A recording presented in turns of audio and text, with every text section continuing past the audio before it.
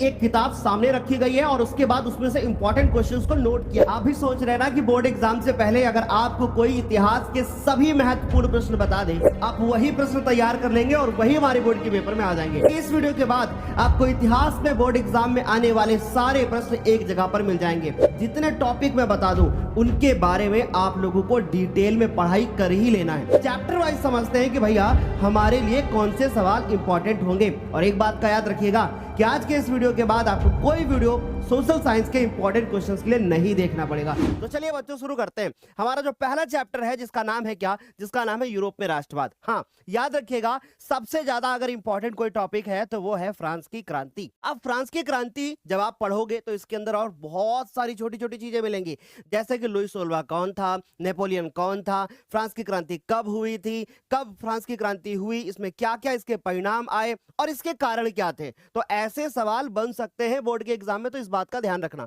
अब दूसरा सवाल जैसे बन सकता है कि भैया नेपोलियन कौन था। अब नेपोलियन कौन था, उससे ज्यादा इंपॉर्टेंट है कि उसने कौन कौन से सुधार किए थे, ये उससे ज्यादा इंपॉर्टेंट चीज हो जाती है। अब तीसरा हमारे पास में है कि भैया मारियान और जर्मेनिया कौन थी। अब ये जर्मेनिया जो थी वो जर्मनी से संबंध रखती हैं, जबकि मारियान कौन थी, या फिर मारियाना या मारियान हो सकता है। तो ये वाला जो सवाल बनता है ना बोर्ड एग्जाम में, ये काफी ज्यादा इंपॉर्टेंट हो जाता है। जैसे भारत माता, हमारे भारत में भारत माता की तस्वीर बनाई गई, वैसे ही फ्रांस में मारियाना और जर्मनी में जर्मेनिया की तस्वीर बनाई गई। तो ये वाला जो सवाल है ये बोर्ड के एग्जाम में बन जाता है। वो बलूत के वृक्ष जो है उनका मुकुट पहनती थी, ये छोटी छोटी चीजें ना अक्सर बोर्ड के एग्जाम में छोटे प्रश्न बना करके भी आ जाती हैं। तो चलिए शुरू करते हैं, आगे बात करते हैं। अब यह है कि भैया 19वीं सदी में यूरोप में राष्ट्रवाद के विकास के लिए कौन से कारण जो हैं वो होंगे प्रमुख, उनका उल्लेख कीजिए। ये वाला सवाल बन जाता है।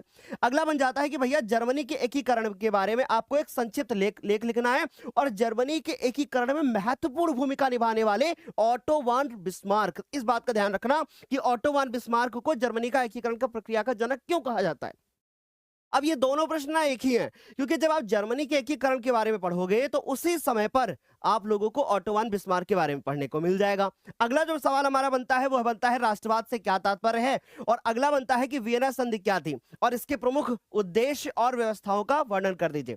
ये वो सवाल है ना जो कि हर साल बोर्ड के एग्जाम में आते हैं। ये वो सवाल है ना जो आपसे डेफिनेटली पूछे ही जाएंगे। बस एक चैप्टर में अगर बात करें इतिहास की तो शुरू के 3 चैप्टर में आपको 7-8 सवाल हर एक चैप्टर से बता दूंगा, वो बच्चे अच्छे से तैयार कर लेना।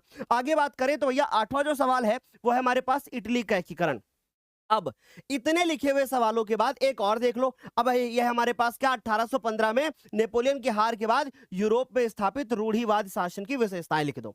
अब आप पूछोगे सर एक बात बताओ, मेरा कल पेपर है, अब इन सवालों में 3 मैं कौन से तैयार कर लूं या 4 में कौन से तैयार कर लूं। चलो इन 9 में भी मैं 4 आपको इंपॉर्टेंट बताता हूं, देखो ध्यान से सुनो। पहला बनता है फ्रांस की क्रांति, दूसरा बनता है इटली का एकीकरण और अगला बनता है जर्मनी के एकीकरण का आपको प्रक्रिया के बारे में बताना है, और इसके बाद बनता है राष्ट्रवाद से क्या तात्पर्य है। ये 4 सवाल अगर आपने तैयार कर लिए तो आपका इतिहास में अगर हम बात करें तो एक लॉन्ग एक शॉर्ट कंफर्म हो जाएगा। भैया इतना बड़ा प्रेडिक्शन कर डालोगे सर, बिल्कुल यही सवाल आपको देखने को बोर्ड के पेपर में मिलेंगे।